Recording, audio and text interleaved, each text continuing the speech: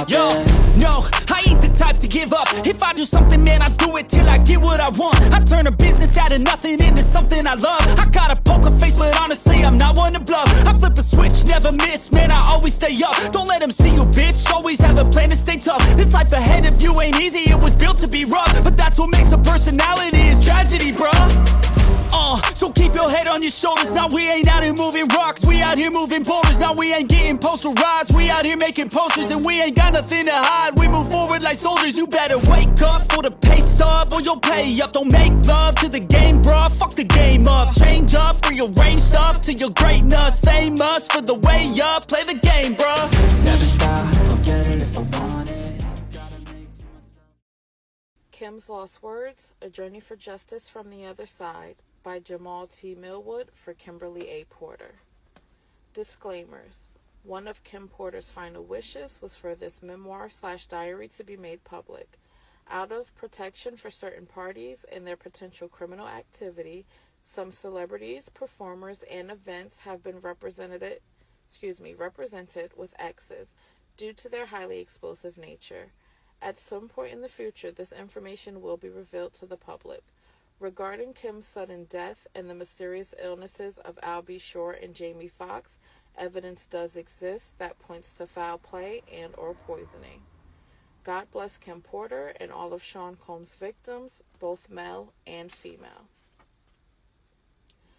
Chapter 1, Introduction. Soon after high school, I started landing modeling jobs. I couldn't believe it. It was all happening so fast. I met my husband, father of my oldest child, and one of my oldest friends in life, Al B. Shore. It was a whirlwind romance. I was only 19 when we married, and no, it didn't work out. Al is still one of my best friends to this day. Our son Quincy is such a talented and wonderful young man. At that time, I had no idea my relationship with Al was going to introduce me to the man I would spend the better part of my adult life with. A man whom I would love and cherish, but eventually fear and hate. I don't want to put the cart before the horse, but I will say, although I knew what was going on, I turned a blind eye many times. Here, I have to tell this truth, unfortunately, because deep down, I knew everything that was happening, but I lied to myself a lot. He was so charming, a wolf in sheep's clothing, a devil, and I fell for it. This story must be told despite the fact that it will hurt my children. I cannot hide it any longer. Sean Combs must be stopped. Chapter 2, Humble Beginnings. I was born to loving parents Jake Porter and Sarah L. Porter in the Peach State of Georgia. All through Columbus High School, where I graduated in 1988, I knew I was going to be famous. In the 10th grade, one of my best friends, Tina, said to me, "You won't make it here in Georgia." I knew if I really wanted to be famous, I would have to leave my hometown and my home, Georgia. That conversation was so important as I look back now. It changed my life. I met Al while I was working in the industry. He was so dope and charming, and I had such a crush on him. We were married before I knew it, and Quincy was on the way. But I was young, and it just felt like it wasn't going to last. It was a little heated between us after we separated, but we got past that quickly. He was just a super dope guy and an amazing father. Though we separated, we are forever bonded through Quincy. Thank you, Al. I will always love you. When I met Sean, he was cool. I didn't think much of him at the time. He was just another guy at the label. Uptown was huge, and we were all living our best life. But Sean continued to lay on the charm, and before I knew it, we were dating. As a young single mom at one of the hottest companies in the world, life couldn't get any better. Then it did. My boyfriend was getting even bigger. He and Clive would hang out a lot, but I didn't think anything of it. I mean, that was his boss, and he was doing bigger things than most men dare to even dream. Then it happened. Okay, I was a little bit of a freak. I really enjoyed myself with my partner, and toys are one thing, but I never imagined having the man I was dating asking me to use a toy on him. The first time he said he wanted to experiment, try something new, I was grossed out, but he just kept begging. He said it would only be this one time, and he was just curious. I was only 20 at the time. I said, what the hell? I hated it. He bled from it and there was shit on it. I left him alone after that. Chapter Chapter 3 Second Chances. Sean kept reaching out and I kept ignoring his calls. Eventually, in a few weeks, we ran into each other at an event. He came over and sat next to me. We were cordial. He flattered me by saying, "You look so amazing." I replied with a simple, "Thanks, Sean." I tried to get up to leave, but he pulled my arm as I turned to him. He looked deep in my eyes and said, "Look, what happened between us was weird, but I really care about you. Can we?" He paused, and I tried to use this as an attempt to escape.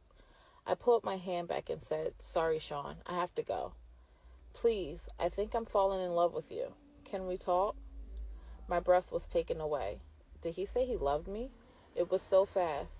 I wasn't aware of this as his manipulation tactic. Not yet.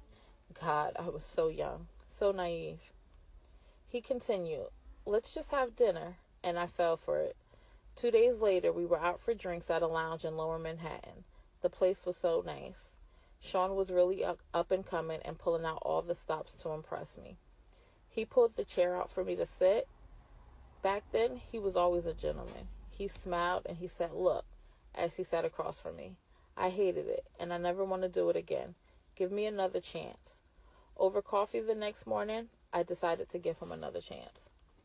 For the next year and a half, things seemed pretty normal. It was fun.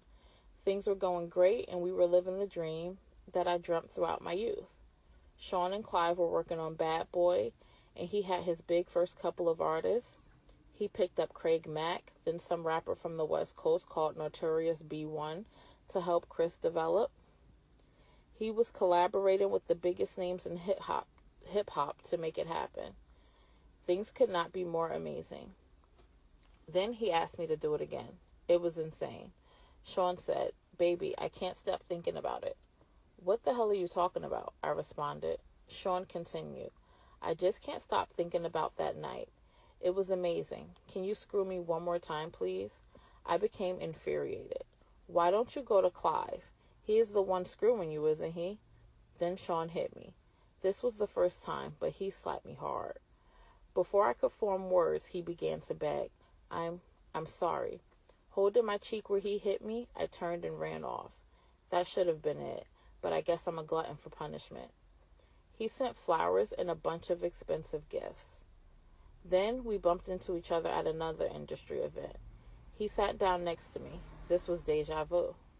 Sean started, "Imagine running into you here." "Get the fuck away from me," I forced out.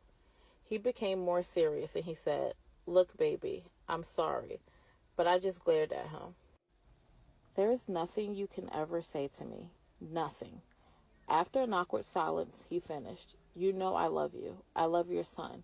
He's my son. I don't know how to fix this, but I'll do anything. I'm sorry." Shit, he can be so sweet. Here we go with that love thing. This time, I'm not falling in. He was great with Quincy, and to be honest, despite everything, I missed him.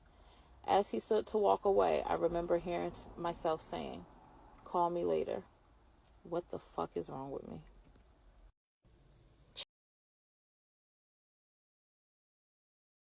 Chapter 4 Forgiveness. Sean arrived with flowers in hand. He wanted to see Quincy. He was so good with him, and Quincy ran over to hug him. I felt my heart melting. He asked Quincy, "How you doing, Tiger?" Quincy looked so innocent as he responded, "I'm good. I miss you." Sean's response sounded genuine. "I miss you too. We'll hang out tomorrow, okay?" "Okay." Sean gave him a little love tap on the butt. "It's bedtime," Quincy replied. "Okay, good night," as he turned to head towards his bedroom. Here was the man I fell in love with. But what was I thinking? Shit, not only does he want butt plugs, he slapped the shit out of me. So why am I still talking to him?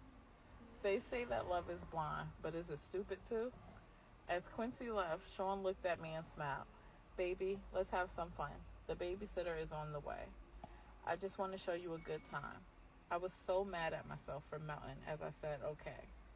We sat on the couch laughing and genuinely having a good time when the doorbell rang.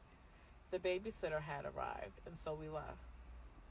As we exited the house, a big man climbed out of the limo and opened the door for us. He wore a sharp suit with a gun noticeably tucked under his arm. I thought to myself, he could have made that invisible, or did he want me to see it? Despite my reservations, Gene was a sweetheart. He was very courteous and polite, and as he tipped his head and said, "Good evening, ma'am." Gene drew a smile out of me as I responded, "Hello." Gene and I would see each other a lot after this day. Chapter 4. Chapter 5. Sean Kneels. The year passed, and thankfully we didn't have many bad arguments, although Sean was strangely getting into voodoo. He would put curses on people, and I wasn't sure how to respond to that craziness. My problem as a single mother was I wanted to be married. He always had an excuse and delays when it came to committing to marriage. His label was blowing up, Biggie dropped, and it was just about over. He also signed Mary J. Blige, and of course when I found out he slept with her, we fought. He claimed it was a mistake, and my stupid ass took him back again. Sean asked me for a threesome with her, and at first I was mad, but Mary was beautiful. It was our first threesome, and I loved it. Mary was sexy. I would not be doing this a lot, but it was hot. I was young, and exploring my sexuality was enticing. Over the years, we brought other women into our bedroom periodically, and we were happy. That was until one day I came home to a situation that went from awkward to a nightmare. Quincy was with the babysitter, and Sean was sitting with Al B. Shore at the dinner table. I had a chat with Al, and Sean was the father in Quincy's life. The awkwardness of all of us suddenly being together had dissolved a long time ago, but it was still weird that they were here in my home, together, alone. I sat down and we had drinks. It was fun and the conversation was cool until it wasn't. Al was in a little loose after a couple of drinks. I remember him saying, "It's still weird seeing you with my friend, but you're happy, so I'm happy for you guys." Sean responded, "Thanks, man. Me and you, we've shared so much." Al replied coolly, "Word." The conversation took an odd and awkward turn when Sean said, "We all been together sexually, but not together." I was shocked for a moment as the quietness lingered in the room. I asked, "What do you mean by all together?" Al shifted uncomfortably, but Sean didn't hesitate. "You know how we sometimes invite other people into our bed?" I couldn't believe it. "Oh, hell no. Sean, this is my son's father." "Al, say something." What Al said was mind-boggling. "I don't know. It could be kind of hot. I miss you in that way." Although I couldn't believe Sean would do this, the truth was I still cared about Al, and this could be very hot. I just didn't want it messing up my relationship, and if things became awkward, how would it affect Quincy? So I asked, "Are you both sure?" I imagined both of them inside me. I knew this would be awkward sexually. There would be some bumping of genitals, but what happened next I couldn't have imagined in my wildest dream. Al, redacted. I couldn't believe it. I stood there in shock. But when Sean, redacted, I ran out of the room. This was too much. I couldn't. Sean called out to me, "Oh, come on, Kimmy." They didn't chase after me. They, redacted. I couldn't get the image out of my mind. I couldn't be with Sean for a while, but that wouldn't be the last time I saw Sean in a compromising position. Not by a long shot. One day I found a vault where he kept all of his encounters with men. Yes, he kept a record of it, but that's for later. Chapter 6. Pac. Biggie took over East Coast hip-hop, and Sean was the brilliant mind that orchestrated it. He hired people to teach Chris how to flow and write his lyrics. He hired the best producers to do the beats, although he took credit for them, and the music was unstoppable. At this point, Sean was sleeping with all the powerful players, and everyone that wanted to do music wanted to be a bad boy. Sean willed and dealed in a way that would have been unthinkable to many. He slept with the guys that really controlled the music to stay on top. A lot of the names average people have never heard of. These are the guys that make decisions on who is winning and who is not. He hosted parties, and they were just fancy name for orgies, and everyone wanted in. When I met Tupac, Sean and I had an open relationship, and yes, I slept with Pac. Shit, he was sexy. Sean didn't mind. Well, not until he tried to get Pac to join both of us. Pac was not good with that. This is where the relationship between them became strained. Tupac wasn't going to accept Sean's advances. Pac wasn't gay, and he was pissed about the advances. We were all in Sean's house. I was drinking, they were smoking, and everyone was just relaxing. Sean came in on what I'm sure he would call a smooth approach. My baby is bad, isn't she? Pac threw me a sly smile. Hell yeah. I felt myself blush. Sean was now in full swing. You think you can hit it better than me? I couldn't believe he disrespected me that way. I was not playing with my response. Sean, what the fuck? Pac came to my defense. Damn, bro, you ain't gotta do sister that way. Tupac appeared upset behind Sean's words, but Sean went in for the kill regardless. I think my dick's bigger than yours. I bet I can make her come faster than you. What's up? Pac was appalled. What the fuck are you talking about, nigga? I ain't trying to run no fucking train. Sean continued. What are you scared of? Let's see who fucks better. Let her be the judge. Yes, at this point, we were inviting others into our bed for a while, but I'm not used to and will not stand for disrespect. I wasn't the only one upset. Pac shouted, nigga, you talking about pulling your fucking dick out?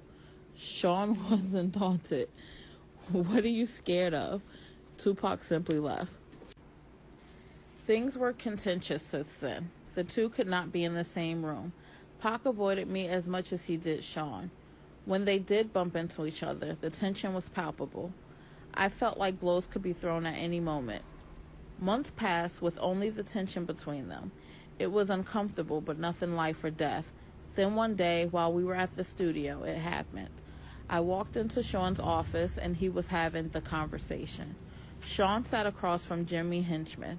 Pac, don't leave that fucking studio alive. I don't think I was supposed to hear it. I continued as if I didn't. Hey, Sean. Good morning, Jimmy. They didn't seem to think I heard anything. I'm ordering breakfast. Smiling, Sean replied, let me get eggs sunny side up with grits and an orange juice. I can see he was hungover. Good. I don't want him knowing I know anything. If he could just put a hit on Pop, knowing something could be dangerous. Jimmy, apparently not hungry, said, nothing for me. As he stood to exit the room, he said to Sean, let's make that happen. Then nodded to me and said, Kim, always a pleasure. With a wink to me and a nod to Sean, he turned and walked out. Jimmy was part of our intimate circle. I went on as if nothing was happening. I'll make the call now. I smiled as I left, hoping I wasn't as white as a sheet. I wasn't in the studio the night Pac survived being shot, thank God. From what I understand, Sean and Chris saw Pac at the studio after he'd been shot and did nothing. The way God works, after being shot, Pac made it to the elevator and tried to escape, but it stopped at the floor Sean and Chris were on. When the doors opened, they saw him lying on the elevator floor, riddled with bullets. The fact that they didn't call an ambulance, although they saw Pac lying there, swimming in a pool of his own blood, would be all the evidence Pac ever needed. He, of course, assumed they placed the hit, and Tupac is a soldier. This is not something that will be unanswered. Tupac didn't do well. He lost a testicle, but he survived. It was orchestrated, and Sean Puffy Combs was the orchestrator. Threats. At this point, I knew I had to get away from him, but I was scared. Is he going to take my life if I try to escape? One February evening, I thought I found my opportunity at dinner after an event. We were at a ritzy restaurant in a private booth. It was an exclusive setup. We were alone, but we were in public. Perfect. Sean was on the phone talking to an unknown listener as he sat down. His words on the call will be etched into my mind forever. We're going to release Who Shot You now. He was waiting for a response. Then went on to say, of course they're going to think B.I.G. was talking about Pac. That's the whole fucking point. Nobody would give a fuck about a diss track against LL fucking Cool J. Do you know how much money we'll make with this kind of rap beef? Niggas battling after someone really got shot? This may not be the best time for this conversation. Sean was finishing up. We drop that shit tomorrow. He listened into the phone, then responded, there's going to be blood in the streets. Niggas missed. Pac's alive. Let's capitalize on that shit. When he responds, it's going to mean more money. He turned around and looked at me. Sean spoke back into the phone. I'll call you back, then hung up and spoke to me. What's wrong? I tried my best to give a fake smile at what I heard. After all, me and Pac were intimate. I responded, nothing. Sean wasn't fooled. Are you sure? His demeanor was threatening, but I responded as cool as I could muster to his intimidation. Yes, of course. He took my hand, saying, that's wonderful. He began to squeeze my hand until it hurt as he continued, because seeing you walk into the office while I was talking about killing that motherfucker and you not saying shit to me had me just a little concerned. His grip was starting to hurt badly. You're hurting me. As he continued, he squeezed tighter. Your pretending you didn't hear anything was a sign of your loyalty to me, not something I should be concerned with, right?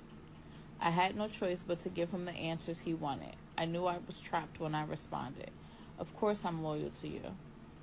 He let me go as he responded, good. And remember, I'm the big dick. I snatched my hand back in pain. He smiled and said, let's start off with a good wine. He snapped his fingers and his favorite wine was poured for him. They knew what Sean wanted, and what he wanted he got. I'm trapped. Now isn't the time for me to launch my escape plan. I have to be strategic. It's going to be hard to leave the glamour, the glitz, the lifestyle. I mean, this man just snapped his fingers in one of the most exclusive restaurants in New York City, and they poured his drink of choice. The bottle of wine is $800, and this is 1994. The list to get into this place is 6 months long if you are somebody. Mayor Giuliani has a table here tonight also. If I got up and walked out, I would be safe, but what about tomorrow? I had to think. He sipped his wine and smiled. You're not drinking. He pointed at my glass, and of course a waiter filled it. They knew what I liked as well. Sean has a bad temper. He yells sometimes, and okay, he roughed me up once or twice, but he never punched me, he never bruised me, and he never hit Quincy. I would not have stood for that. He never laid a hand on my son. At that time, I never thought of him touching Quincy in any way. Then the significance of what he said hit me. Is he mad at Tupac over me? I'm the big dick. Oh my God. The last time he put his hands on me, it was because I enjoyed Jamie Foxx too much. Shit, he enjoyed Jamie too. He was so insanely jealous. It's not fair. He wants to bring other men into the bedroom, but gets jealous when he does. Damn, you're quiet tonight, he said, snapping me back into the present. I asked the question that was burning in my mind since I walked into that office. What does Chris think of this? He looked at me coolly and said, his fat ass better just keep doing music. A third guest was escorted over by security. Sean motioned for him to sit. A waiter walked over to Sean Carter and asked, would you like something? Carter responded, no thank you. Then said, hello, to me with a smile. Smiling, I replied, hey Carter, and took a sip of my drink. The Shorns may share a bed together from time to time, but thankfully I was never asked to join. Carter went on to speak to Sean. I thought we were meeting in private. Sean replied with a nonchalant shrug. I had to discuss something with her. It's fine. Go ahead. He wielded this kind of power. Carter shifted uncomfortably in his chair before continuing. It's true. Chris and Pac were about to start their own label. Sean slammed his fist against the table, shouting, doesn't anyone have any fucking loyalty? Carter, well, that's not happening now, right? Sean peered at Carter with distrust. Why the fuck are you so eager to share this with me? Chris is your man. fuck, he brought you on and you're stabbing him in the back? Carter responded with indignity. First, I'm tired of being that nigga's son. I need to come out from under his damn shadow. Sean smiled slightly. Okay, I respect that. Carter kept going. On top of that, this nigga is making that move and it should have been with me. Sean looked at Carter blankly. Pac put Chris on. You know this. What's this really about, Carter? Don't fucking try to play me. The Jay-Z of today wasn't born yet. This young Sean Carter was in over his head. Cornered, he had to spill it out. I want his spot. Ambition. Now this is a man I can work with. Sean made a grandiose gesture toward Carter. Waiter, get this motherfucker whatever he wants. Carter smiled. Thank you. Sean responded, honesty and ambition. We're going to make a lot of bread together. Carter ordered a drink as he stated again. Guess he won't be leaving with that nigga to do their own label now. Sean responded with his normal air of arrogance. Why don't you let me worry about that? I took this as my cue to escape. I told Sean, I'm going to go ahead and get back to Quincy. Sean was wrapped up in his conversation with Carter and barely noticed as he excused me. Have the limo drop you off. We didn't eat. He didn't care. I smiled and kissed him on the cheek and left. Chapter 8, Kadada. Actress, model, and fashion designer Kadada Jones was Tupac Shakur's fiancée and is the daughter of record producer Quincy Jones and actress Peggy Lipton. Being around other celebrities was just a part of life. Meeting Kadada was just one of those events, and as time went on, we became closer. We hung out together, went shopping, and so on. It was about the same time I met Kimora. Those were the days, or so I thought. We always had girl talk, and the fact that she was dating someone I had previously been with wasn't a source of contention. We didn't get jealous of each other. It was just girl talk stuff. No, I did not become intimate with Kadada. Kimora was too jealous for that. Yes, Kadada knew about Kimora, Sean, and I all being sexually together. Of course she did. We shared that kind of thing. We were open and honest with each other about almost anything. A true friendship, except I couldn't be open and honest about everything. Not anymore. Sean made sure of that. Kadada and Pac were the greatest couple. He was always so cool and yes, sexy. She was so beautiful and fun. Before all the tension and beef, we used to all hang out together. It was always dope vibes.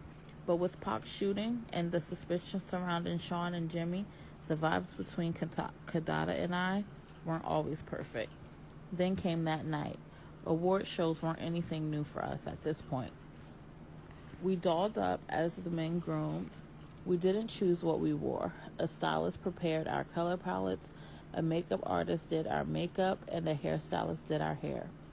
This was just the way of things. We shared the best stylists in the business. Sometimes we would all go to the studio for an event to get our measurements taken, but this time Kadada seemed different. It felt like something was wrong, but when I probed her, she wouldn't say anything. Then the day of the event was here. We would all see each other inside. Even though Sean was my man, as far as props, I had nothing on Kadada. Being Quincy Jones's daughter had perks, and superstardom was among them. Pac wasn't there. When she saw us, she came over to our table. We sat around kicking it in a very dope vibe. Sean knew he was going to clean up this award show. He had all but taken over the East Coast musically. With all the hits, there really was no way he couldn't. Bad Boys is the Hall of Fame stuff now. And Sean P. Diddy Combs knew it. Sean smiled at Kadada as she sat at our table, but something about that smile didn't seem authentic. Soon I would know why.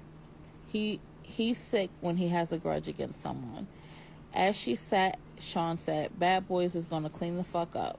From his table, with faith, Chris replied, hell yeah, and the new shit we busting out gonna have these niggas sick. Kadada signaled for the waiter to pour her a glass of ginger ale and sat over at her table. As the waiter refreshed her drink, she said, Pac's music's gonna get some love too. Sean grimaced.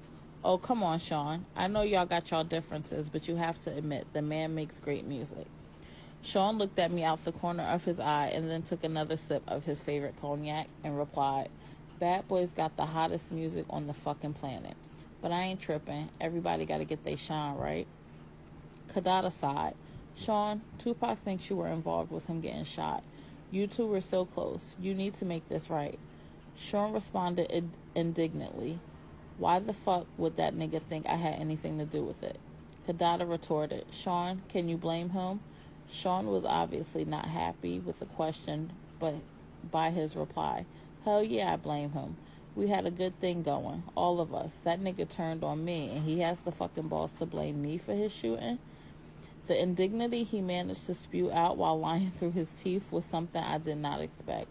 I was thrown back for a moment before interjecting, "Da, do we have to do this tonight? It's Sean's big night." Kimura heard the ruckus and made her way over to our table as well. She sat down and said, "Hey, everybody."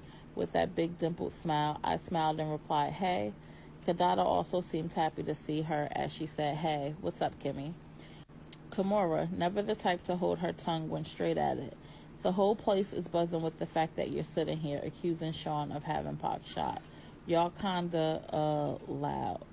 She laughed. Kadada seemed embarrassed as she looked around to see everyone staring and whispering, but she wasn't about to back off. In fact, she doubled down.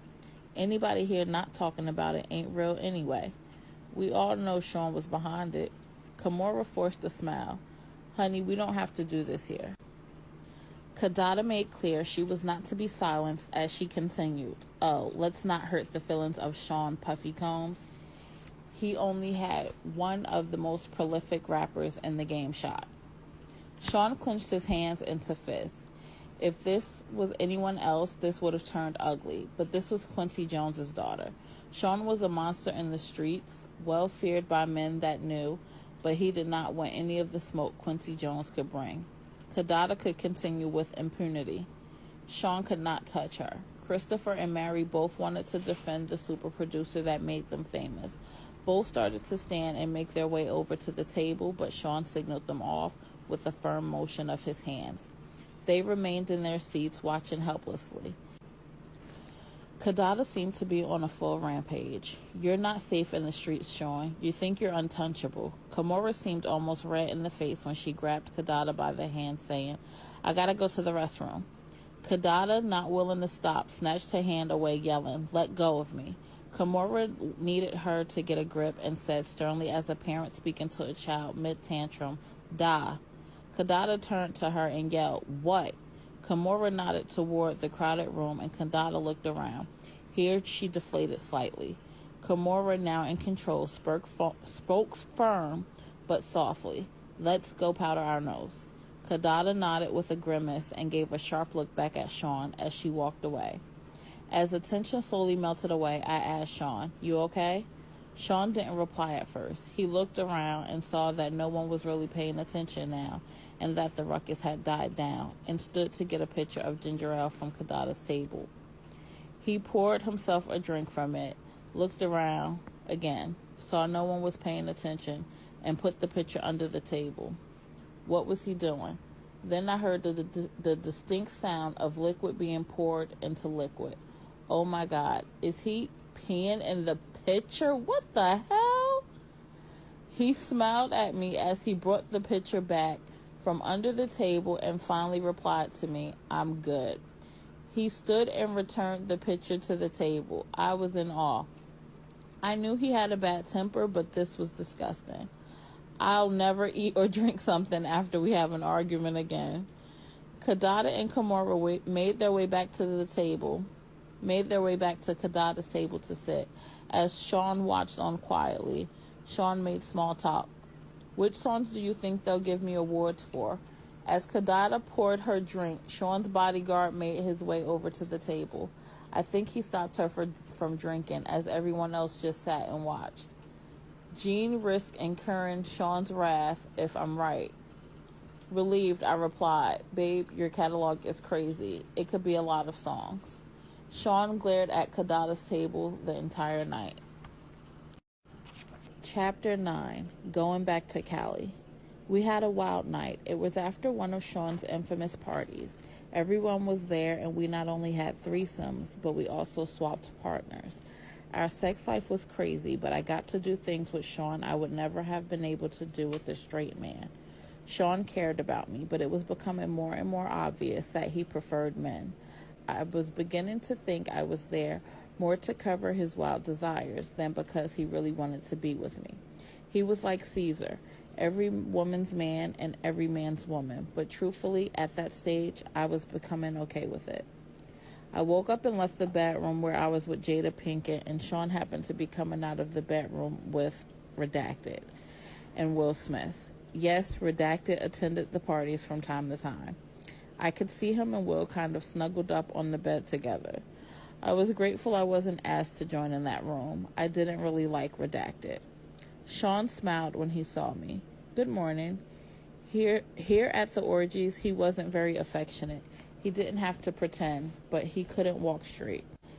I knew how his ass felt, literally. We've had sessions playing with each other's anal cavities. I wanted to be home before Quincy woke up, so I told him, I'm getting ready to go. He responded, let's have a cup of coffee first. This meant he wanted to talk. I didn't know what it was about, but in situations like this, I didn't really have a choice. He was becoming more and more violent when he didn't get what he wanted, and I didn't really want to fight. So I sat down. But before we started talking, Redacted came out of the room. Sean was wearing boxers. Redacted was in his birthday suit. Redacted addressed us. Morning. When he turned around in order to close the door, there was a... Lord Jesus. When he turned around in order to close the door, there was a dried cum stain on his back. Redacted walked over, pulled a chair out to sit down next to us, and lit up a blunt. Sean stretched, smiled, and said, this East Coast, West Coast beef is more lucrative than I thought, but it's getting dangerous. Redacted responded, surprised. Business first thing in the morning? Damn, cuz you on it. But you know you don't got nothing to worry about it. You gotta pass Daddy. It's Daddy, not Diddy. You gotta pass Daddy. Redacted smiled. Redacted smiled coyly. Sean apparently had something to talk about with Redacted as well, because he said, I can't protect everybody, especially if someone is no longer going to be on my label. It was apparent Redacted was taken aback by this turn of events by his reply. Sean, are you saying what I think you're saying? Sean continued, it's taxing on my resources to protect people. Sometimes someone that isn't 100% on my team can't get 100% of my protection. What the hell is going on here? What does Sean want from me? This morning is turning out to be more than I expected, and I have to go. Quincy will be looking for me. Meanwhile, Redacted apparently wanted clarity. So, to be clear, if something happened, Redacted made quotation marks with his finger, to one of your artists that was leaving your label anyway, it would be considered, he makes another set of quotation marks, out of your control? Is that what you're saying? Wait a minute, can they be talking about Biggie? Is Sean saying he won't protect Biggie? At this point, I was too young, too naive, too hungover to understand that this was not the lack of protection. This was a hit. Where did this come from this morning? But an older, wiser me understands now what I did not comprehend all those years ago. Sean was just getting to the real reason that he and Redacted were there.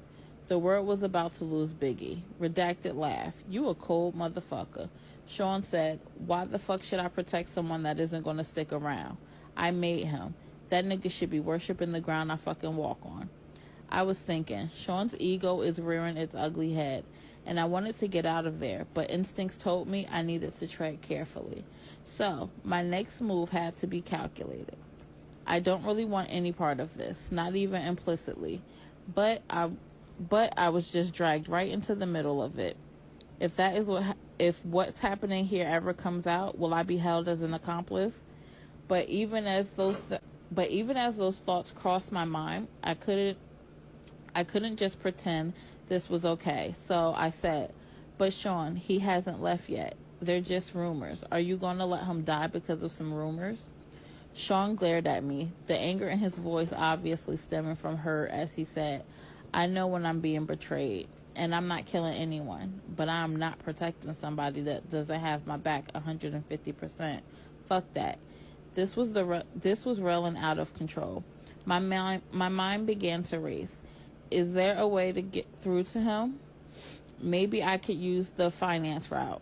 Sean, he's bringing in so much money. You put so much money into cultivating him.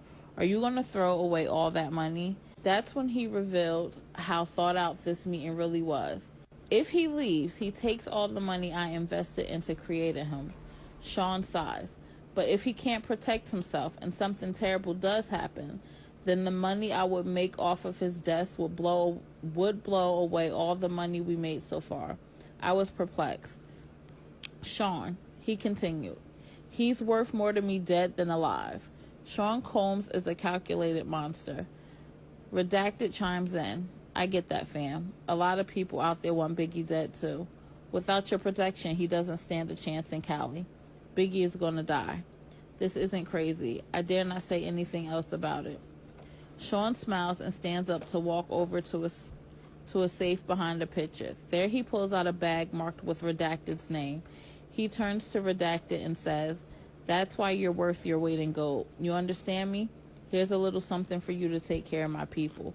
Redacted smiles. Sean, I love you, baby. You know I got your back. Your problems are my problems. I'll make sure to have my people take care of your people. I need to get out of here. This is crazy. I attempted to leave again. Sean, I want to get to Quincy before he wakes up. Sean looked at me, responding, "It's getting late. Give him a kiss for me. I'm going to get out of here. Thank God." Redacted always was something to say. I love to meet the little tyke sometime. Not a chance in hell. Something about this guy creeps me out. I forced a smile. That would be great. I made my exit. 10. The Lies You Tell. At this point, the relationship between Sean and I had been off and on for quite a while, and we were off at this point. He had put his hands on me again, this time for something that didn't even happen. It was all in his head. When the phone rang, I picked it up anyway. "Hi, Sean." He sounded trepidatious as he said, "We've been broken up for a while this time." "Yeah," he continued. "I don't want anyone to know about mine." He paused to search for the right words. "Proclivities," I replied. "So you don't want people to know about you being gay?" Sean exploded. "See, that's why I fucking lose control on you." So I just plainly stated, "Goodbye, Sean." "Wait," he screamed. "What, Sean?" "I'm sorry, okay?" "You're always fucking sorry." He took a deep breath. "I have to do something to cover myself." I sighed. "Do whatever you fucking want, Sean. When you see this in the news, it's not real." This made me calm down a moment. What could he be talking about? He continued, "I'm only doing it for the press." "Doing what, Sean?" After a long pause, he continued, "She knows what this is. She is just pretending to cover me." "Sean, what the hell are you talking about?" Another pause. "Publicly. I'm going to be dating someone else. A video girl." I laughed. "Why would you do that?" "I have to cover myself." I was getting mad. I was actually angrier at myself more than at him. Why was I getting jealous? I was sitting there, actually comparing myself to video vixens in my mind. They are thick, but look at my body. Did he prefer them light-skinned, big-butt girls from the videos? I calmed myself. No. I know he likes men. Any damn way. As I regained control, I asked, "Why the hell are you telling me?" He sighed. "I wanted you to find out from me first. Like I give a shit." He came at me with his favorite line, "You know I love you." It was getting old. I could only think to myself, here we go. Love is a big, strong word. I'm tired of him throwing it around and using it when it fits his needs. He's using it while he's sitting here telling me about dating someone else. I replied, "You don't hit people you love, Sean. Love doesn't hurt." He sucked his teeth as he responded, "Come on, are you serious? That shit's for children. We aren't in fucking high school. Sometimes things happen. That doesn't mean I don't love you. I wouldn't hit you if I didn't." Wait, that sounded wrong. "You said exactly what you meant." He took a breath. There was an awkward silence. The fact that I was still on the phone and waiting for him to speak meant he had the power. He was more cautious as he continued. He didn't want to lose that power. "Kim, no one that I don't care about can bring that kind of emotion out of me." I wanted to say, Is that how you talk to dudes after using butt plugs? But there is a line I dare not cross. Instead, I said, you say that while you're dating some other bitch. That's just for the public. I was done. It could be heard in my voice as I said, whatever, Sean. Do what you need to do. Leave me alone. I'm never giving up on us, he cried. I responded to that emotional control attempt with a little resolve that I could muster. I didn't even believe the words that came tumbling out of my mouth. Sean, there is no us anymore. Goodbye. Tell Quincy I miss him, he threw out. His emotional manipulation was really driving me crazy. This time I said with much more conviction, goodbye, Sean. I hung up. Manipulative bastard. Chapter 11, Mo Problems. For a while, I was actually happy to see Sean gone. I was getting older and the sex parties were out of control.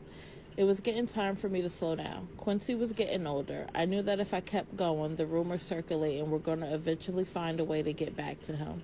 What will he think of me? Chris is about to take his trip to California. I didn't know exactly what was going to happen out there, but I felt like Tiana Wallace was about to be an orphan. I knew I didn't want any ties to that. As I was sitting there contemplating all of this in my robe, sipping my wine on this Friday evening, my doorbell rings. I was not expecting company. I opened the door and found Sean. My heart skipped a beat. I was shocked but recovered quickly. I forced a smile and told him with a slightly slurred speech, hey, come on in. Shit, I am way more intoxicated than I thought. Sean entered looking around suspiciously, then turned to me and smiled saying, you haven't been returning my calls. I just wanted to make sure you're okay. I'm fine. He obviously was not here out of concern. He was checking to see who was here. Sean was controlling like that. Yes, even though we were not together and he was dating someone else. He started to make his way to the living room. I attempted to put a quick end to the visit, but it came out a little more directly than I intended. So since you can see I'm fine, you can let me go to bed now. Part of me wanted him to stay. As he entered the living room, I was forced to follow. Sean was very direct with his next inquiry. Is someone else waiting for you? No, but Sean, we're not together. You're dating someone else. I can fuck whoever I choose. With this, Sean became irate. He fiercely slammed me to the ground and then pulled out a .22 and sat it on the end table. He turned to me calmly. I was scared. My voice quivered as I pled to him. Sean, please stop. Quincy is here. How did we get here? How did we get to the point that he was in my living room threatening me with a gun? He knelt on one knee and got right in my face to say, you're mine. You don't have a choice in that now. I can't live without you. He stood up, composing himself. I was terrified as I whimpered, Sean, that's not love. Sean picked up his gun and cocked it. He looked at me almost thoughtfully and asked, have you ever heard if I can't have you, no one can? Sean, please don't. Please, Quincy will hear. Sean smiles and put the gun away, saying, oh, this is just for dramatic effect. I would never shoot you. If I was going to kill you, no one will trace it to me. You know how many people I've had to take care of over the years? It would be quiet. Something in your food or drink. Something that will never get back to me. I wouldn't shoot you. Do you understand? I could only nod, tears flowing down my cheeks. He looked at me thoughtfully. As he reached down to help me, I could do nothing but agree. He's a terrifying monster. Now, he wanted to smooth it over, and I had to go along with it. What else could I do? Listen, baby, I don't ever want to hurt you. You know I really love you, or I would have moved on. Thinking about living my life without you is just too hard. If someone ever tried to hurt you, I would kill them. My back hurt from where I hit it on the table when he shoved me. All I could do as he helped me up was nod that I understood through my streaming tears, which he wiped. He looked toward Quincy's room. Let me say goodnight. No, Sean, please. Thinking quickly, he has to get up in the morning. Sean looked at me with an unreadable look. He was studying me. Okay, I'm gonna go. Nervously, I walked him to the front door. This is over. Thank God. He kissed me. I didn't want him touching me, but I couldn't refuse. Kiss Quincy for me. I tried to keep my composure as I replied, Sure, Sean. He opened the door to leave. The bodyguard that was waiting outside escorted him to the car. This was far worse than I realized. Why would he need a bodyguard at my front door? How was he anticipating this to go? After I shut the door, I had another drink. For tonight, the nightmare was over. I sipped on my wine and cried. The next few days, he sent dozens of flowers. He brought Quincy expensive toys. He didn't want me, but he wanted me to keep his secret. I'm trapped. He had the authorities under his thumb. I can't go to them. This is like a gangster movie. How high does his power go?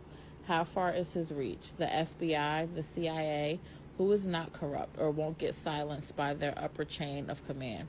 Can anyone help me and my child? He found his way back to my bed. I had no choice. 12. A Mama's Love. The calamity that ensued behind the death of Biggie shook the East Coast. It rocked me as well. Sean could have stopped it. He was complicit in it. He was a contributor. He knew it was going to happen and didn't stop it. This was his friend. No, they weren't nearly as close as Sean would have the public believe, but still. As far as Sean was concerned, we were great. To the public, we were just having the on-again, off-again relationship of a normal couple, and I probably just seemed like the money-hungry hoe. But the truth is, I just got used to not having a choice. Today, I recognized it for what it is, Stockholm Syndrome.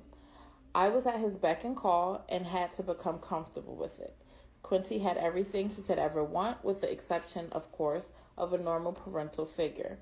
That is why this chapter is so powerful for me. A mother's love is so real. One night, I was out with my boyfriend. Yes, we were on again, and we were joined for dinner by none other than Miss Wallace.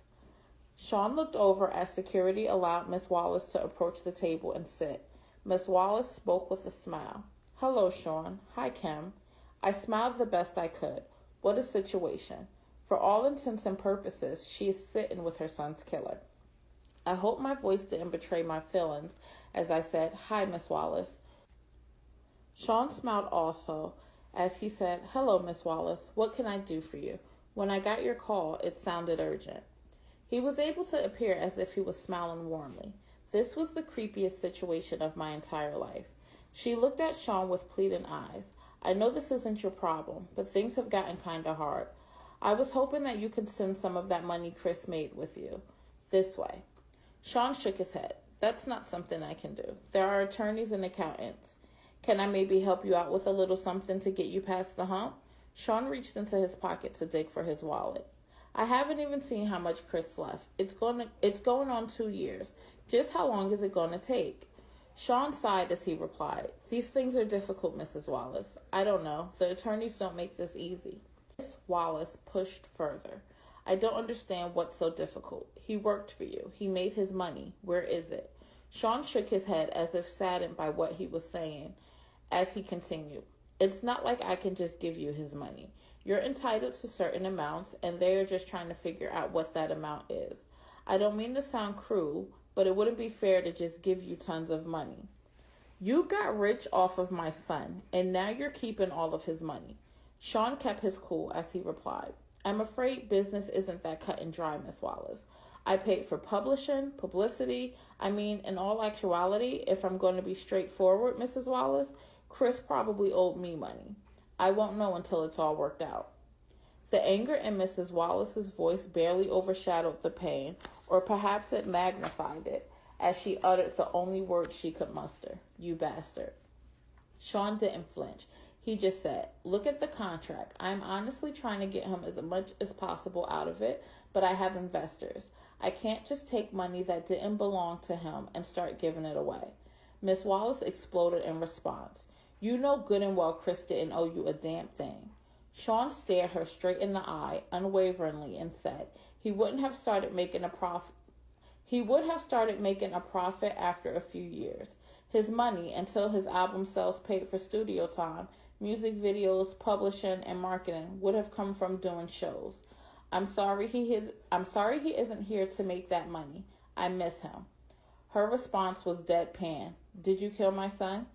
Momentarily, Sean was stunned into silence. She asked again, her voice quivering. Did you? He started. Miss Wallace, she would not be redirected. Answer the question. I was not used to seeing Sean on the defensive. No, of course not.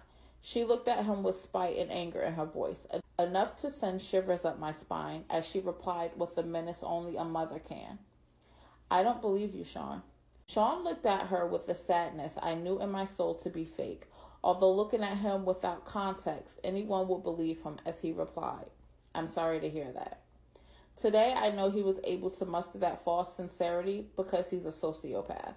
Back then, I thought it was compassion. With no more words, Miss Wallace stood up and left. Sean watched her exit in disbelief. Not knowing what to do, I placed my order. Dinner that night was long and silent. I feared for Miss Wallace's life. Sean is most dangerous when he feels threatened. No, she could not physically threaten him, but this threat was very real. If she goes public with her accusations, Sean's image would be damaged.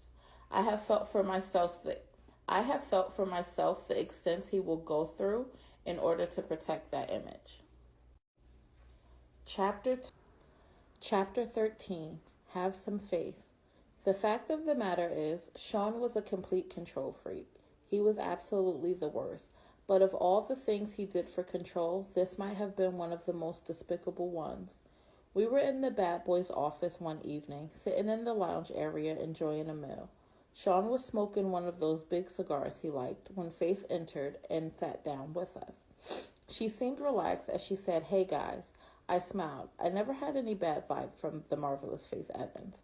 We never talked about the wild times the three of us shared at one of Sean's parties. I gave her a hug. "Hey girl, what's up?" Sean smiled and asked, "Hey, what brings you out?" She addressed Sean saying, "Look, when you asked me to hook up with Chris, I understand. You needed to control him. I felt honored that you would choose me to monitor one of your most valuable assets. Chris is sweet." Sean laughed and said, "Honestly, I knew you would be good. Make the big man feel loved." I don't feel good about all of this, Sean. Sean got that look in his eye he gets before he blows his top. Faith saw it also. She treaded carefully. "Sean, you know I'm as loyal as they come." Sean leaned forward, unintentionally threatening, and said in a low tone, "Yeah, but Sean, Chris and I had a child together." Sean leaned back. He let out a deep breath. "I'm going to take care of you. You're not like Chris. You're loyal." Faith had a tear in her eye as she responded, "He didn't have to die." This is getting very touchy. Did she know? Did she suspect? Was this her trying to find out if Sean intentionally killed Biggie? I wanted to ask, but of course there was no way of doing that. This is so crazy. Sean sighed and replied, "He didn't. Don't get me wrong, I missed him, but he was leaving me anyway. No one cares about my pain." Classic narcissistic Sean. It's all about him. I was sickened for a moment, but his next sentence made me feel for him anyway. I wanted to share all this with him. He was my man. Faith couldn't hide the anger that flared in her eyes, but she knew who she was talking to. She was careful as she spoke. "Sean, you have your friends you share things with." Sean sat forward again, this time with malicious intent, and he queried, "What the fuck is that supposed to mean?" "Chris had no one, only you." Sean lost it. "That fat fuck and that other piece of shit I had you fuck?" I interjected while in shock. "You had her fuck Pop?" Sean glared at me as he answered, "Yes, fucking Pop. Those motherfuckers were going to try and start their own label and compete with me. Me, after all I did for that fat fuck? Nah, I wasn't using resources to protect that motherfucker. No fucking way." As Faith started to cry, Sean looked at her and softened slightly. He spoke a little calmer. "Look, I didn't hate him. I was hurt, but I didn't hate him. I'll make sure you and CJ are taken care of." Without words, Faith got up to leave. As she turned, Sean spoke softly. "Faith." She ignored him. He called to her again. "Faith." She exited quickly. Sean looked at me and said, "Damn." I really didn't know what to say. Sean just told Faith that he wouldn't protect her husband because he was going to leave Bad Boy. From a business perspective, I didn't disagree with Sean there. If you're leaving and creating competition for him, why would he spend resources on you? So I hugged Sean, but I always knew he didn't have to send Chris to California. I wondered if he realized that he sentenced him to death. He hugged me back with tears in his eyes, and he asked, how the fuck am I the bad guy, huh? I fucking do nothing but bust my ass to make everyone live comfortably, and I'm supposed to just let niggas walk all over me? As I held him in a comforting embrace, I replied, no, baby. He took me right there on the couch. Like I said, Stockholm Syndrome. 14. Outshine. This particular evening, I was at Sean's house and Quincy was staying with a friend. It was some alone time for Sean and I until the doorbell rang and Sean got up to answer it. I heard a woman yelling and quickly realized that this was Jennifer Lopez, or better known to the world as J-Lo. Sean, what the fuck, she blasted. Sean responded calmly, relax, baby. Why the hell did you have to start shooting? Isn't that what we have bodyguards for? Normally, when these kind of situations arise, I remain quiet and just listen. I play my position, you could say, but I wasn't paying attention to the news for the last day or so. And even though it would be the only thing anyone would talk about for months, no one had spoken to me about it yet. So I entered the foyer asking, what's going on? Jennifer exploded at me. What's going on? What's going on? This nigga shot up a damn club. My jaw dropped, looking back and forth between the two. Sean spoke soothingly. Jen, you gotta calm down. Jennifer was having none of that. She continued, calm down, calm down. You shot a bunch of innocent people, Sean. Sean placed his hand on her forearm. It's a bonding technique. He was shrewd in handling her. He does this to me too. Even if you know what's happening, it works. It's intimate contact without being personal. He was aiming to disarm her. This did not seem to immediately sway Jennifer as she continued. Why in the hell do you think Biggie's replacement will take the fall for you? Biggie's replacement? Wait, could she be talking about? I had to know. Are you talking about Shine? Jennifer didn't even look at me as she responded. Yes, fucking Shine. Sean continued with a calm and even voice. Relax. The situation is under control. Jennifer was not calming down. She went on. They contacted my attorney for my statement, and there are a lot of witnesses, Sean. There is no way you're going to get away with this. Sean's arrogance can be immeasurable at times. He laughed as he asked, you doubted me? I couldn't believe it. I had to know. Sean, what could you offer him that would make him do a bid for you? Like, what the fuck? Jennifer also remarked, and what if he falters halfway through his sentence and starts talking? Sean responded as calmly as ever. He won't do that. People in jail don't cross connected people on the outside. Jennifer looked deflated. So you'll kill him too? How much does she know? Look, I'm not going to threaten anyone. Sean is smart and loyal. He knows how it works, and when he gets out, he'll be well taken care of. Jennifer spoke defiantly.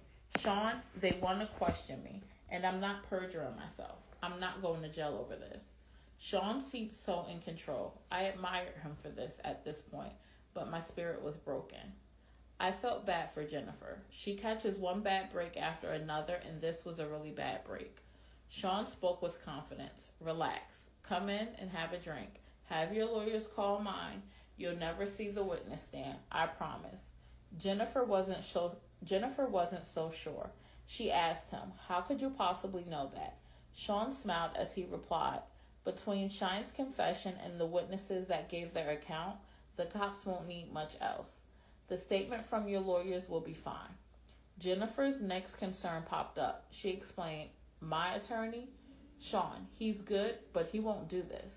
Beaming with confidence the way only a man with his net worth can, Sean responded, sure he will. Jennifer shook her head defiantly as she responded, Sean, you don't know him. Sean's unbreakable confidence was ruling that day. Jennifer was given in as he told her with a smile, I got this. Sean, are you sure? Sean gave a wink. My attorneys handle situations. Give him my number too. Jennifer seemed leery as she asked, you're not going to threaten my attorney? Sean laughed as he replied, no, of course not. Money talks, baby. He turned to me and said, take her inside and pour her a drink. I had a question of my own.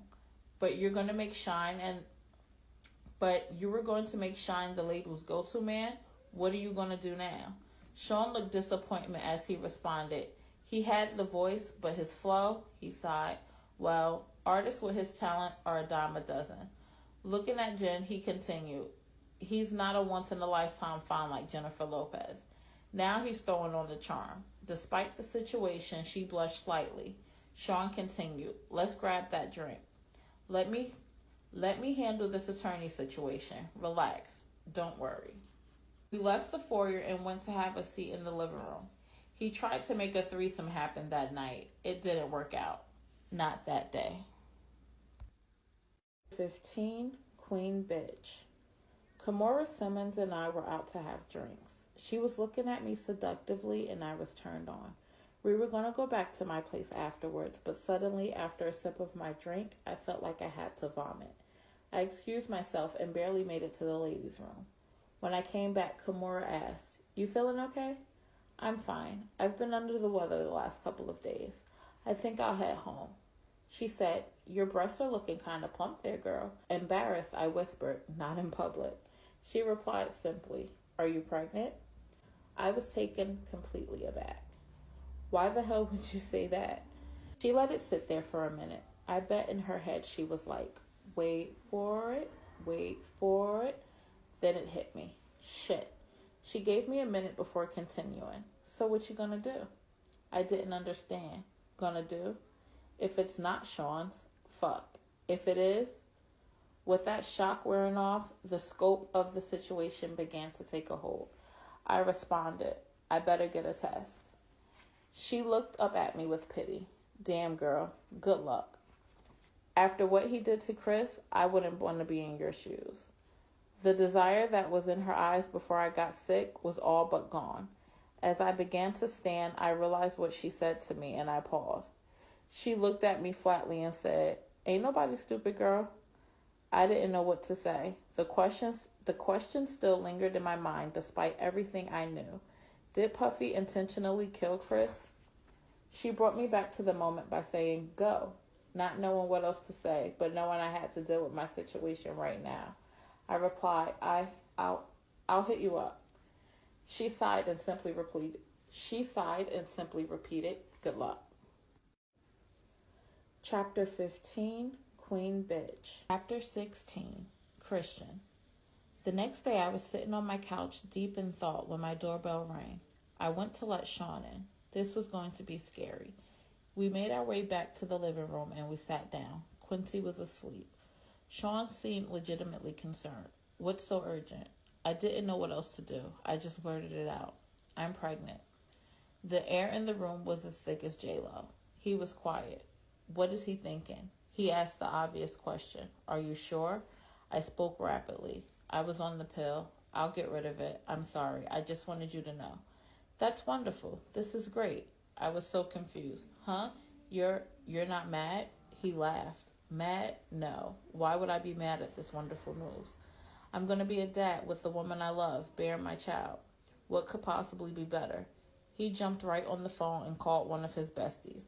I could hear Will Smith congratulating him. Sean said, "Yeah, definitely. Hold on. Kim, baby." I was still in awe of the fact that he didn't get angry, and yes, I will admit I was sure he was going to hit me. So it was with relief when I replied, "Yes." He told me excitedly, "We're going to have a party."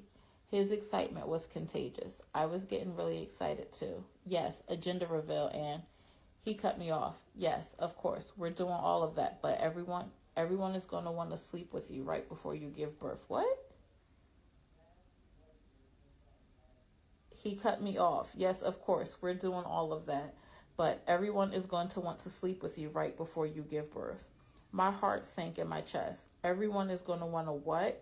Sean went on with the same excitement. "Well, not everybody, you know. Will, Jada, Redacted. Sean, I'm having your baby." He verbally waved me off. "It'll be fine." I couldn't help myself. I just started crying. Sean grew quiet on the phone, then spoke low. "I'll call you back." He hung up and took me by the hand. "Baby, I never asked for anything from you." I tried to see him through the tears streaming down my face. I couldn't believe the words coming out of his mouth. I tried to speak. Sean. He cut me off. I provide anything anyone could ever want.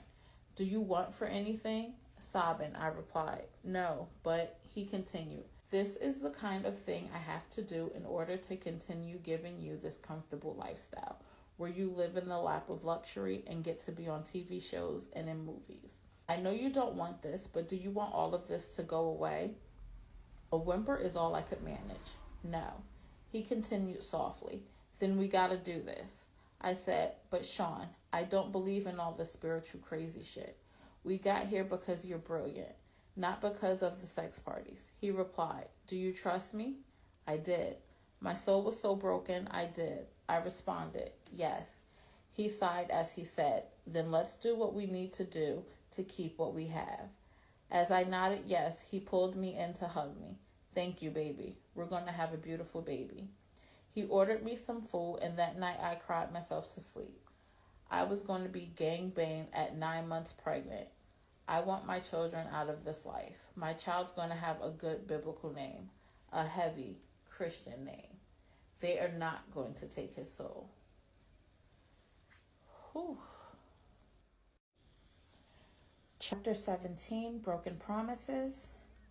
I don't know how this managed to stay out of the media for so long, but Sean got to the point where he was incredibly abusive and only his inner circle knew about it. The artists were all too afraid of him to say anything. He had gained so much power. No one would say anything. Puff Daddy was a kingpin. This Monday afternoon, Quincy was in school and our son Christian was with the nanny, and I still had to make a living. I still loved the camera and had just been cast for a new movie. Sean was coming over to celebrate with me, just the two of us. I was in the bathroom when he came in. We were supposed to go out for dinner, but he was in a foul mood. Sean yelled, "What the fuck?" I would have to walk on eggshells as I came out of the bathroom, but I found him holding flowers, so I smiled. "You brought me flowers?" Sean yelled, "No, so who the fuck are they from?" I was bewildered and told him, "Honestly, I don't know. Probably just a fan." He threw the attached card at me. I picked it up and read it. Sean, he slapped me so hard I hit the ground. Sean yelled, "Who the fuck were you with the other night?" I looked down at the card that was lying on the ground next to me, and it read, "The other night was amazing. We must do it again." Shit. I tried to explain. Sean, he threw the flowers at me. "That's not how this works. You have my child. You don't touch anyone unless I allow it." I yelled back, "It was just coffee with the producer. It was nothing." He glared at me and asked, "So who the fuck is the producer?" I was trying desperate to calm him down as I responded, "From the movie, babe. Calm down." He picked up my coffee mug and slammed it against the wall. Coffee flew everywhere as he yelled, Who the fuck this nigga think he is?" Sean, he's just some producer. We talked about the role and me maybe starring in another movie that he wants to produce. I swear, that's it, Sean. Sean exploded even more. He wants to put the move on my fucking family? At the top of his lungs, my fucking family? He flipped the table over, breaking it. It was a heavy table, but Sean is stronger than he looks. I pleaded with him. "Sean, please." He yelled at me. "What?" I tried my best to calm him down. He probably didn't know. It didn't come up. You're publicly dating someone else. So he screamed at me, and it somehow seemed even more intense. "So you didn't tell him to back off?" Sean, I didn't. And then out of nowhere, he hit me with a chair. I don't remember anything after that until I woke up in a hospital room. My arm was in a cast hanging from a sling.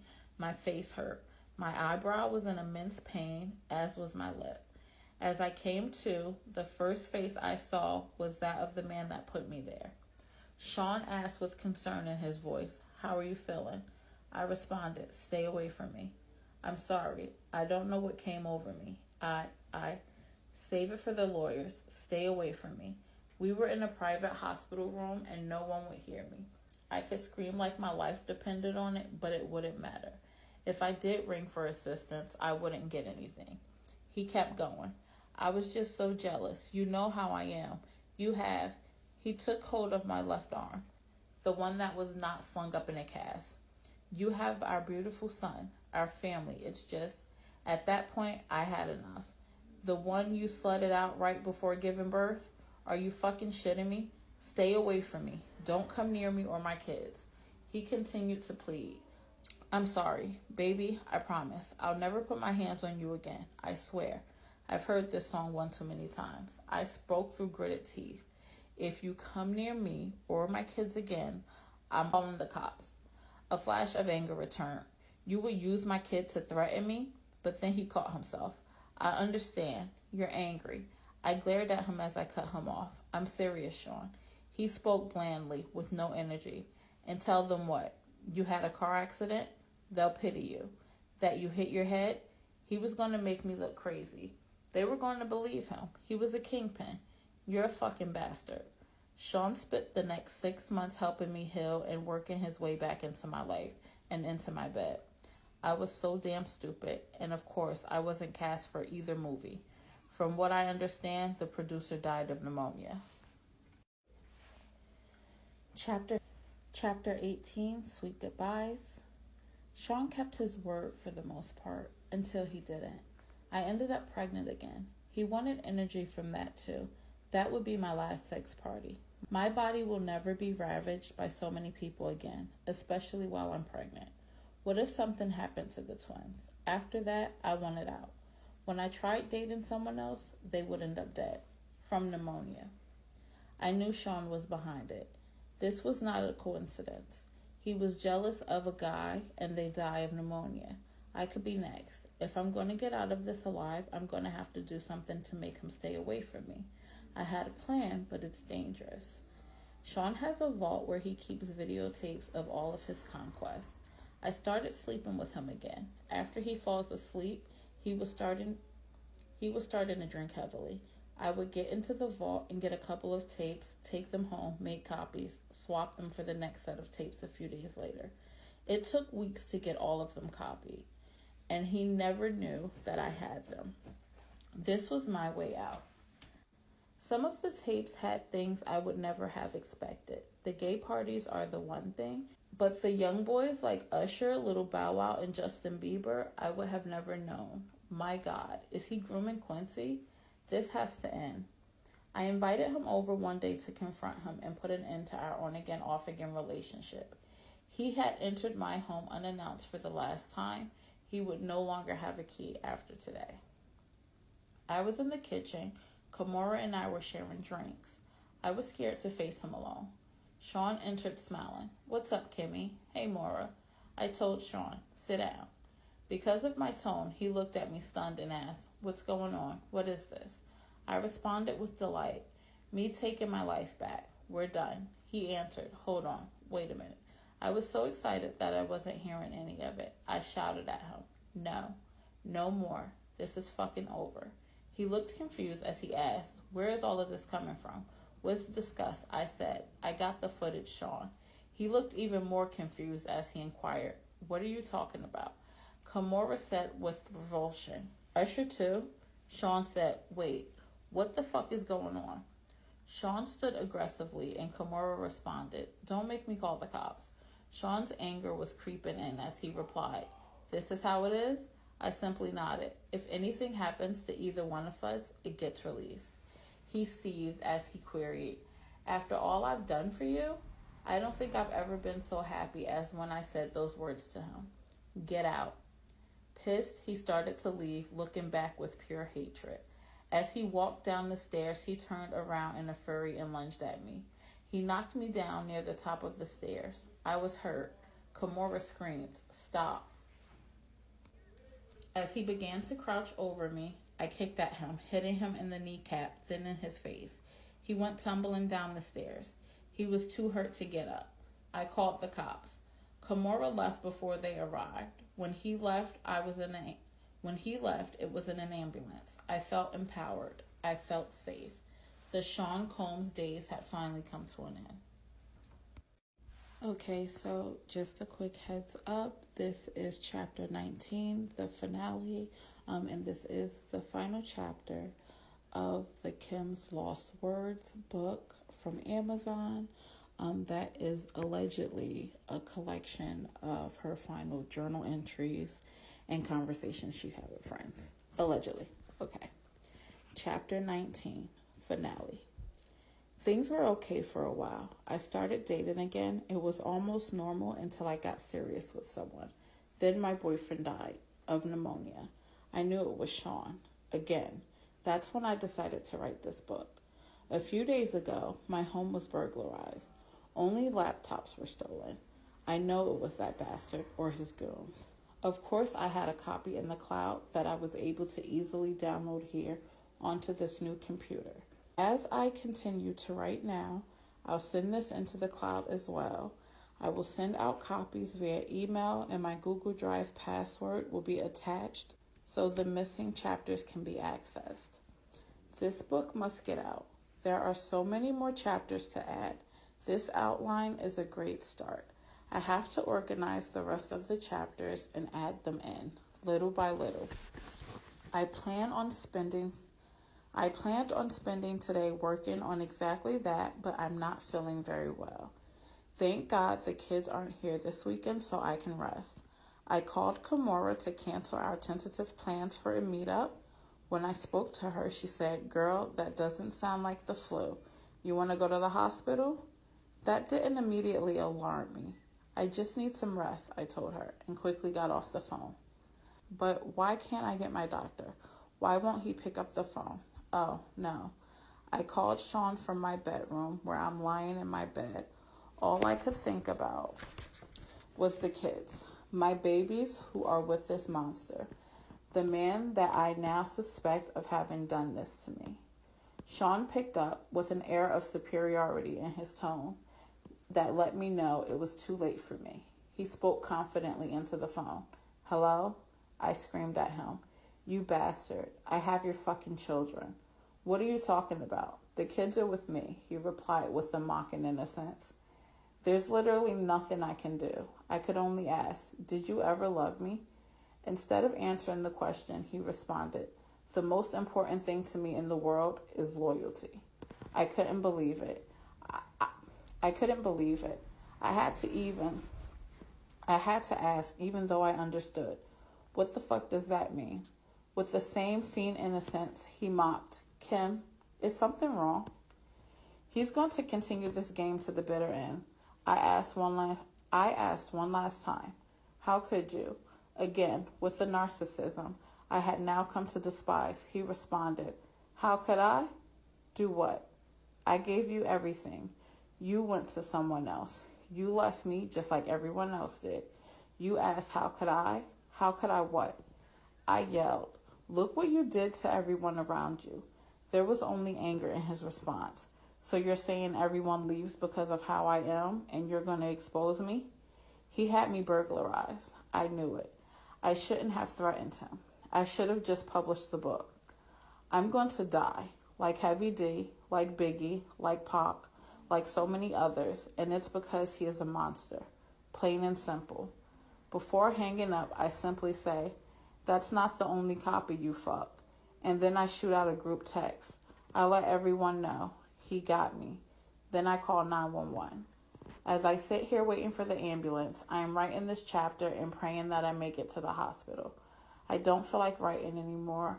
I may not be around to see it in print. It's okay. I'm sending it out. He won't get away with this.